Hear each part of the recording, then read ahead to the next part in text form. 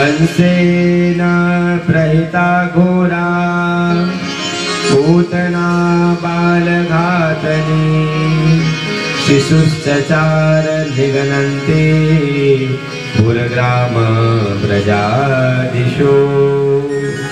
पूतना मौसी को बुलाया, कहा पूतना जाओ और जाकर में ब्रज में जितने भी नवजात शिशु पैदा हुए हैं सबको जाकर के मृत्यु के घाट उतार दो।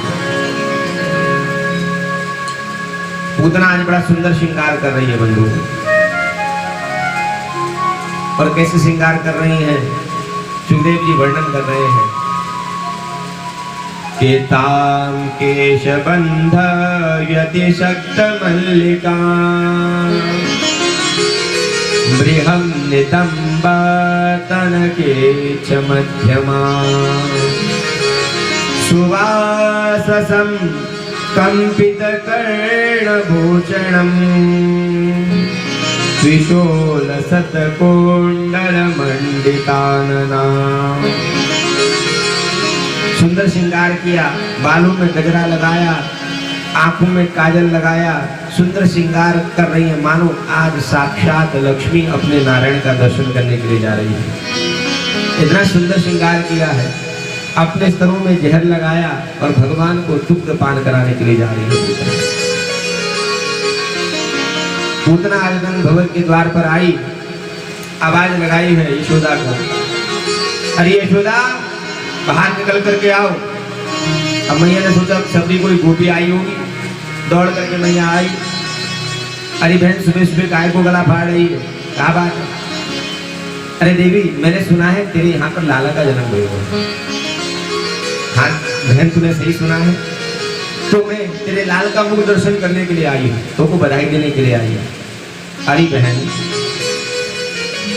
इतने दिन से मेरा लाल पैदा हुआ, सब ब्रजवासी ने आकर के मुझको बधाई दी, तू कहाँ चली गई? अरे बहन मैं अपनी ससुराल गई थी, अभी लौट करके आई हूँ, तो पता लगा तो तेरे लाल का मुख दर्शन करने के लिए चली आई। क्या तू अपने लाल का मुख दर्शन मुझको नहीं कराएगी? मैया ने सोचा कोई गोपी होगी, सब गई नंद भवन के अंदर गई, बालकृष्ण को उठा करके लेकर के आई और आज पूतना मौसी के हाथ में दे दिया। और जैसे ही भगवान पूतना की गोद में गए, भगवान ने नेत्र बंद कर दिए। अनेक अनेक संत इस लीला पर अनेक अनेक भाव प्रकट करते हैं। भगवान ने नेत्र बंद क्यों कर लिया? भगवान विचार करते हैं मैं हूं मायापति, और ये मेरे सामने माया का वेश बना करके आई, मेरे आगे माया टिकती नहीं है, मेरे आगे माया टिकेगी नहीं। और कहीं मैया ने इसका विकराल स्वरूप देख लिया तो कहीं डर के मारे मेरी मैया के प्राण ना निकल जाए, इसलिए भगवान ने नेत्र बंद कर दिया। दूसरे संत लिखते हैं भगवान ने नेत्र क्यों बंद कर दिया? मानो आज भगवान भोलेनाथ का चिंतन कर रहे हो कि भोलेनाथ देखो ना, विष पीने का काम किसका है, जहर खाने का काम तो आपका है ना। एक काम करना, हम पूतना मौसी का दूध पी जाएंगे और आप जहर पान कर जाना। बोलो शंकर भगवान के। तीसरे संत लिखते हैं भगवान इसके पूर्व जन्म के कर्म देख रहे हैं, ऐसे कौन से सुकृत कर्म करके आई है जो माता की तरह हमको दूध पान कराने के लिए आई है। गोस्वामी जी लिखते हैं मानस में, सनमुख होए जीव मोहि जब हे, सनमुख होए जीव मोहि जब हे, जन्म कोटि अघनाशहि तब हे, जन्म कोटि अघनाशहि तब हे, भाव तुम्हारे अनक आलस हो, भाव तुम्हारे अनक आलस हो, नाम जपत मंगल निश दश हो, नाम जपत मंगल निश दश हो, सनमुख होए जीव मोहि जब हे, सनमुख होए जीव मोहि जब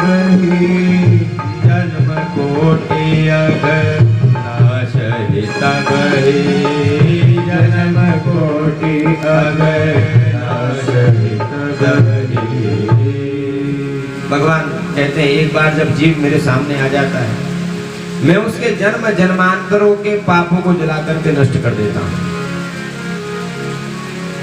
श्रीमद् वल्लभाचार्य जी महाराज अपनी पुस्तक सुबोधनी में लिखते हैं कि ये पूतना कौन है? ये पूतना अविद्या है। और अविद्या के शास्त्रों में 14 स्थान बताए गए हैं रहने के, क्योंकि चतुर्दशी को भगवान को दूधपान कराने के लिए आ रही है। 5 ज्ञानेंद्रियां, 5 कर्मेंद्रियां, मन, बुद्धि, चित्त और अहंकार, इन 14 स्थानों पर अविद्या रहती है। और अविद्या जैसे ही आती है 5 दोष साथ में लेकर के आती है। पहला दोष है देहाध्यास, व्यक्ति अपने शरीर का भान खो बैठता है। दूसरा दोष बताया गया इंद्रियाध्यास, इंद्रियों में आसक्त हो जाता है। तीसरा है प्राणाध्यास, चौथा है अंतरकरणाध्यास और 5वां है स्वरूप की विस्मृति, अपने आप को ही भूल जाता है कि मैं हूं कौन। ये 5 प्रकार के विद्या के दोष बताए गए हैं शास्त्रों में। तुरंत पूतना मौसी आई, शिला पर बैठी, अपना स्तन निकाला और बाल कृष्ण के मुख में दे दिया। भगवान आज पूतना मौसी का दूध पी रहे हैं। दूध पान करते करते करते करते भगवान ने आज प्राण को खींचना आरंभ किया। प्राण खींचने लगे भगवान। पूतना छटपटाई है, छटपटाते हुए आज बाल कृष्ण को लेकर के आकाश में उड़ गई है। महाराज विकराल शरीर हो गया है पूतना का। भगवान से कह रही है पूतना, ऐसा मुंच मुंचालमिति प्रभाषिणी निष्पीड्यमाना किल देव मर्मणि विवेच्य नेत्रे चरणो भुजो मुहुः पस्मिन् गात्रा क्षिपतिरुरोधः। पूतना कहती है लाला मुंह को छोड़ दे, लाला मुंह को छोड़ दे। भगवान कहते मैया पहले देख मैं काऊ को पकड़ू ना है, मैं किसी को पकड़ता नहीं हूँ पहले। और एक बार जब जीव को मैं पकड़ लेता हूँ तो फिर मौसी भव से पार उतार करके ही छोड़ता हूँ। बीच मझधार में मैं जीव को छोड़ता नहीं हूँ। इतने प्राण खेते हैं। आज दिव्य ज्योति निकली, भगवान के श्रीअंग में विलीन हो गई। बोले कृष्णचंद्र भगवान की जय। धड़ाम से आकर के आज देह गिरा है पूतना मौसी। दौड़ करके ग्वाले गोपी गवाना हम सब भाग करके आए। देखा भाई अच्छे भले बैठे थे, ये इतनी बड़ी राक्षसी कैसे आ गई। भगवान बालकृष्ण को पूतना के शरीर के ऊपर से उतारा गया बंधु। गोपिकाओं ने बालकृष्ण को ले लिया गोद में और आज गौशाला में गोष्ठ में ले जा रही है। गौशाला में ले गई है और गोमूत्र स्नापित्वा, गोमूत्र से स्नान करा रही है।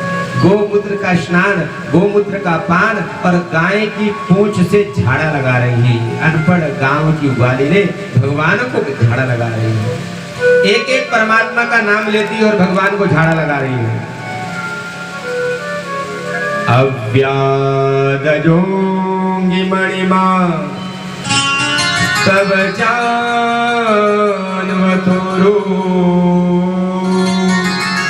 यज्ञोच्युतकटितटं जठरं हयास्य हतकेशवस्तत्तुरैशयिना तु कंठं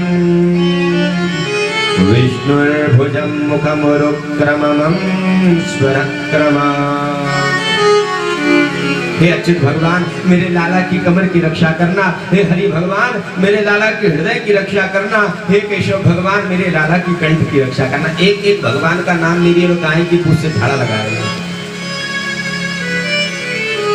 झाड़ा लगाया, यशोदा मैया आई, बालकृष्ण को लेकर के नंद भवन की ओर प्रवेश कर गई। नंद आए, गोप ग्वाल गवानाम सब दौड़ करके आए। देखा इतनी बड़ी राक्षसी कैसे आ गई। पूतना के देह को काटा गया कुल्हाड़ी से, बहुत विशाल है। जब काटा और जब जला रहे हैं महाराज, तो आज देह से सुगंध निकल रही है। परीक्षित कहते हैं कि गुरुदेव, मैंने सुना है जब हाथ मार के देह को जलाया जाता है ना इसको, तो उसमें से दुर्गंध निकलती है। सुगंध काय को निकल रही है? कौन है ये भूखड़ा? ये पूर्व जन्म में बलि की बहन है रत्नमाला। जब वामन भगवान बलि के द्वार पर भिक्षा यापन करने के लिए गए और बहन ने देखा बलि की, तो विचार करती है ऐसा बेटा तो मेरा भी होना चाहिए। और जब वामन ने बलि से सब कुछ छीन लिया, तो भाव परिवर्तन होने में समय नहीं लगा। प्यारे विचार करती है ऐसे पुत्र की तो हत्या कर देनी चाहिए महाराज। तो भाव पूरा कर रहे हैं आज। अहो वकीयम स्तन काल कूटे जिघासयाया पदयाप्यसाधविं लेभे गतिं धा तुचितां ततोऽन्यं कम्बा दयालुं शरणं व्रजेमा। जहर पिला करके मारना चाहती है भगवान को, लेकिन भगवान ने आज पूतना का दूध पान किया, और जो गति यशोदा को देंगे ना, जो गति देवकी को देंगे, वो गति आज भगवान ने पूतना को प्रदान कर दी। माता की समान गति प्रदान की। कम्बा दयालु शरणम व्रजेमा। ऐसा कौन दयालु होगा? क्या है? कोई आपको जहर खिलाने आए तब भी आप उसका स्वागत करो। मेरे प्रभु से बढ़कर के ऐसा संसार में और कोई हो नहीं सकता। और भगवान एक बार जिसको छू लेना प्यारे, उसका जीवन तो वैसे ही सुगंध से बढ़ जाता है प्यारे। आज नंदराय नंद भवन की ओर गए हैं। भगवान थोड़े बड़े हुए, आज 81 दिन के हो गए हैं भगवान। मैया ने सोचा जरा ब्राह्मणों को बुलाऊं, मंत्र पाठ कराऊं। ब्राह्मणों को बुलाया, ब्राह्मण वेद पाठ कर रहे हैं, यज्ञ आदि करा रहे हैं। अब मैया ने सोचा भाई ब्राह्मण आए हैं, गोपिकाएं भी आएंगी, कन्हैया को परेशान करेंगे। मैया ने दूध पान कराया और नंद भवन के पीछे बैलगाड़ी के नीचे, छकड़ा के नीचे पालने में कन्हैया को सुला दिया महाराज। इतने में ही कंस के द्वारा भेजा हुआ शक्टासुर नाम का दैत्य आ गया। येन येन अवतारेण भगवान हरेश्वर करोति कर्णरम्याणि मनोज्ञानि च न प्रभो। और आकर के दैत्य भगवान की बैलगाड़ी के ऊपर बैठ गया। भगवान मैया को आवाज लगा रहे हैं, रो रहे हैं। भगवान कहते हैं मैया के कान में दुए ना आए देख रही भाई। मैया खबर ना है सुन रही मेरी बात को मैया ना जान रही। अरे मैया अगर आ जाए तो ये दैत्य डर करके भाग जाएगा, लेकिन मैया तो सुनी नहीं रही मेरी बात, कोई बात नहीं। मैया जब ना सुने तो यह असुर से हम ही दो हाथ कर लेते, हम ही दो हाथ कर लेते हैं असुर से। भगवान ने तुरंत अपना चरण पाद कमल उठाया और जो प्रहार किया, धड़ाम से छकड़ा सहित बैलगाड़ी पलट गई। दिव्य ज्योति भगवान के श्रृंग में विलीन हो गई। बोले कृष्णचंद्र भगवान की। दौड़ करके नंद बाबा आए, यशोदा आई, देखा अच्छा भला भाई छोड़ करके गए थे, ये बैलगाड़ी कैसे उलट गई। कन्हैया को मैया ने गोद में उठा लिया। ये कथा हमको क्या बताना चाह रही है बंधु? ये कथा बताना चाह रही है गृहस्थ रूपी गाड़ी के दो पहिए हैं, पति और पत्नी। संसार में जब भी कोई काम करने जाओ तो परमात्मा के नाम को आगे जाना, भगवान की महत्ता संसार में पहले देना और संसार को